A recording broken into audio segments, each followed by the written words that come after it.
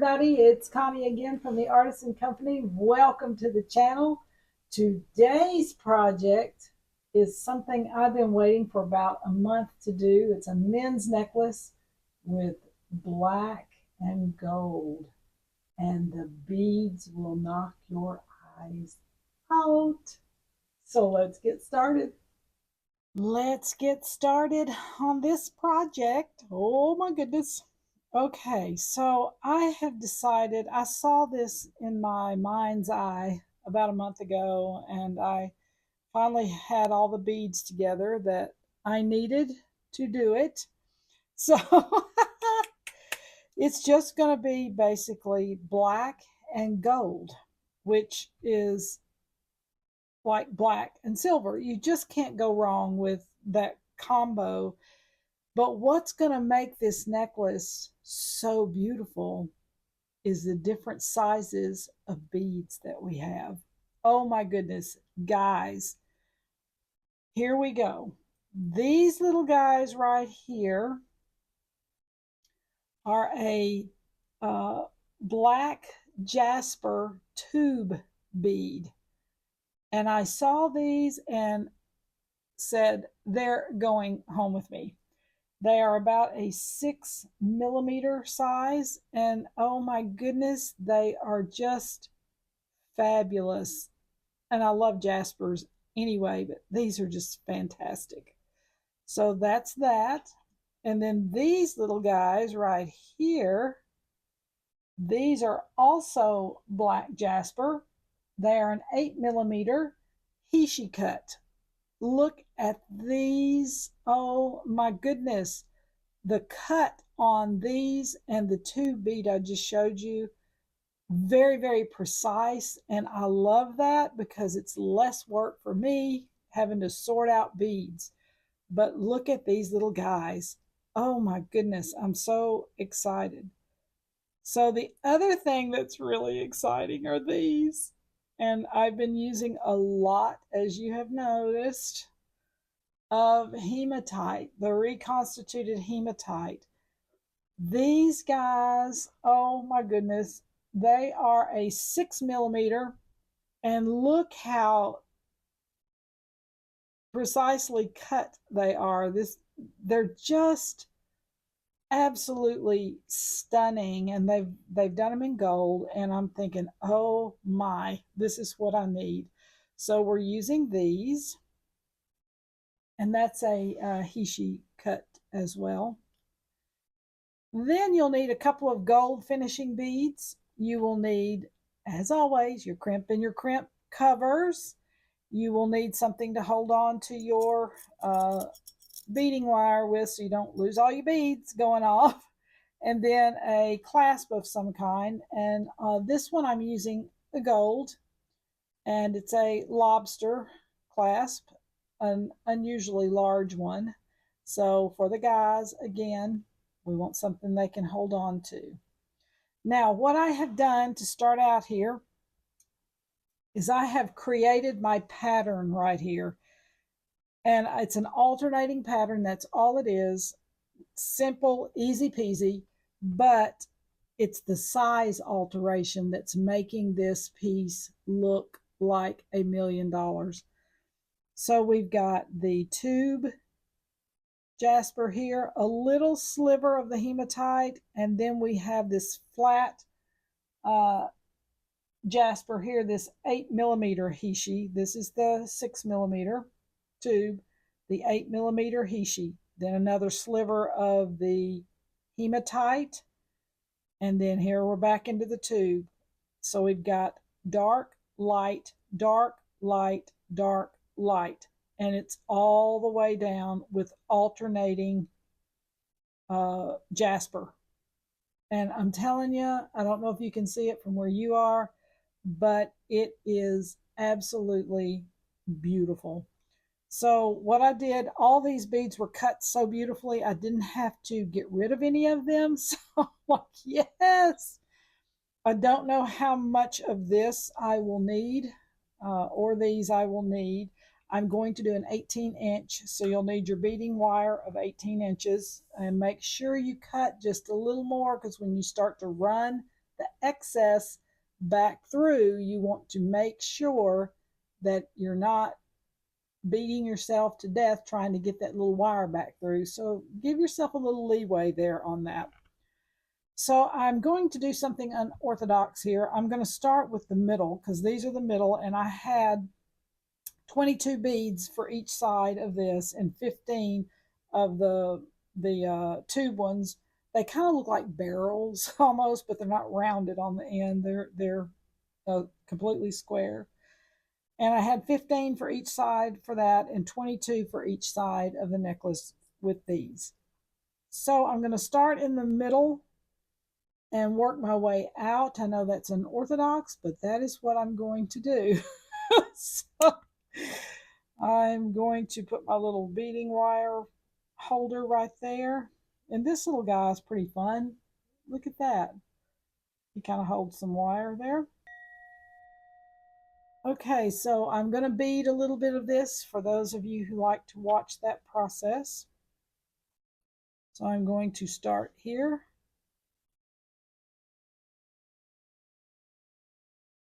Hopefully I'm in the camera. We'll bead this little centerpiece right here. The little gold hematite stones are just beautiful.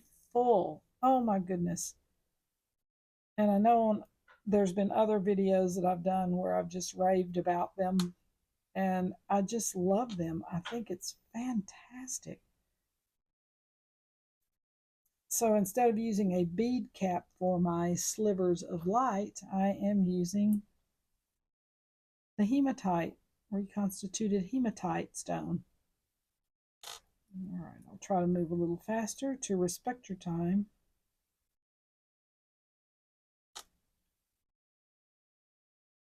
Hope you guys have been having a great day. I have had a busy day, but a good day.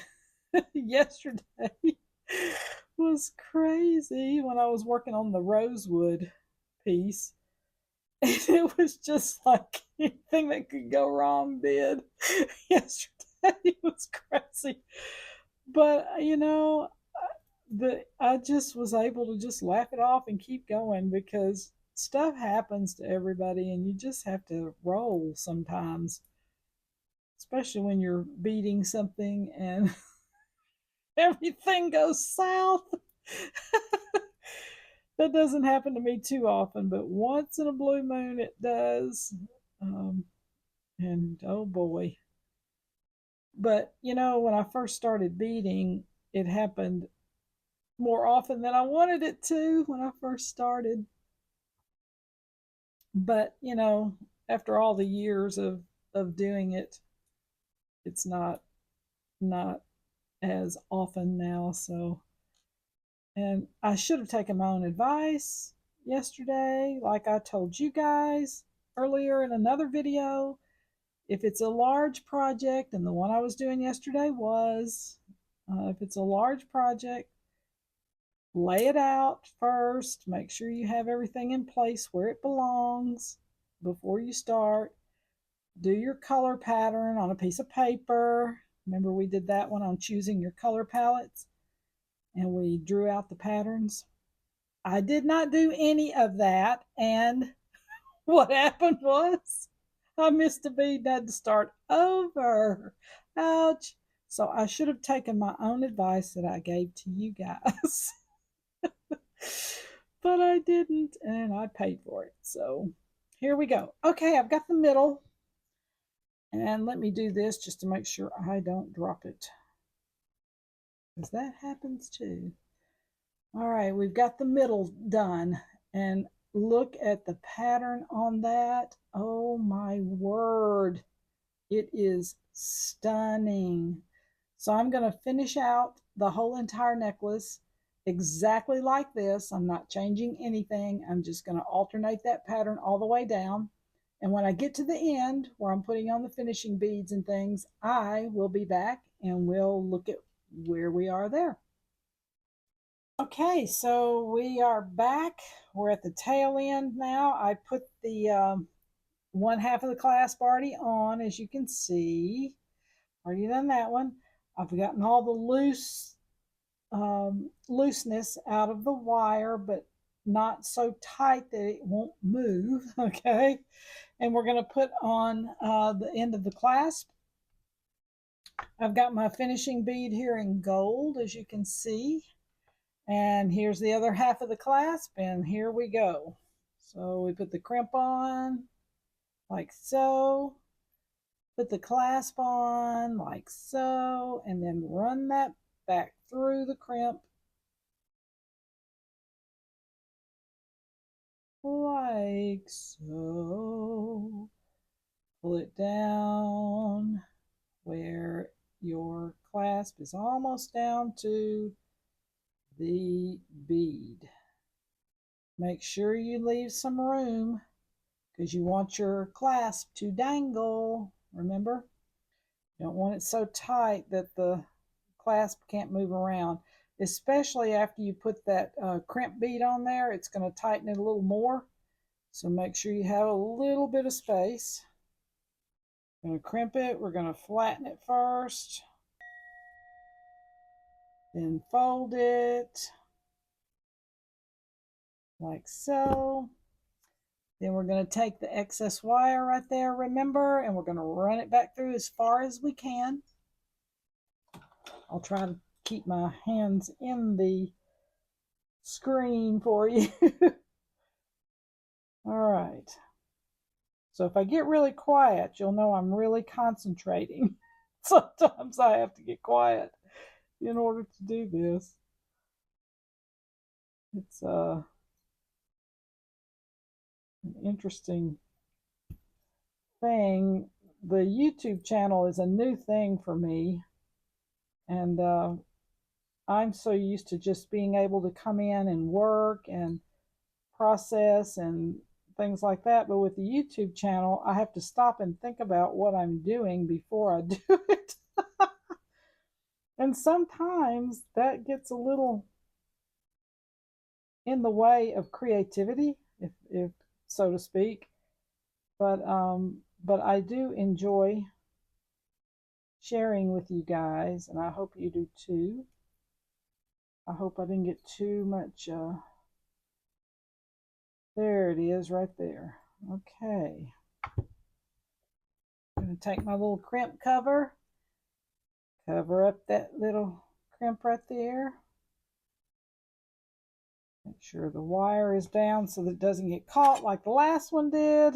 And let's close our little Pac-Man up gently. Make sure you kind of flatten the edge, because remember, you want to make sure that that's not a rough right there. You want to make sure the edges meet. And sometimes it's just a little tiny tweak. Sometimes it doesn't take much. So don't clamp too hard when you're trying. There we go. Okay, guys. This beautiful black jasper and gold hematite stone. Oh my goodness, look at this. Is it not beautiful? Oh, I just love this. Love, love, love this. This can be really dressed up for a guy, and obviously you can dress any of it down. So hope you enjoyed today's program. I'm so excited I was able to do this finally. Makes me so happy. And I only had maybe 10 beads left of the flat hishi and 6 of the little tubes. So it was perfect. I got just enough. Yes. Okay. Hope your project went well. I will see you guys at the next project. Bye.